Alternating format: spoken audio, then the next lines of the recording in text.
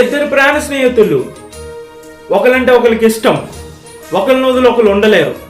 అలాంటి స్నేహితుల్లో ఒక అబ్బాయి తన ఫ్రెండ్కి మొత్తం టాబ్లెట్ ఇచ్చి జెండర్ చేంజ్ చేశాడు.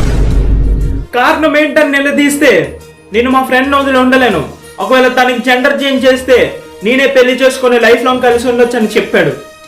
తస్మాత్ జాగ్రత్త, మీ ఫ్రెండ్స్లో కూడా ఇలాంటి వాళ్ళు ఉంటారు. అమ్మో వాళ్ళమ్మో, జనాలు ఏంటి ఎలా ఉన్నారు?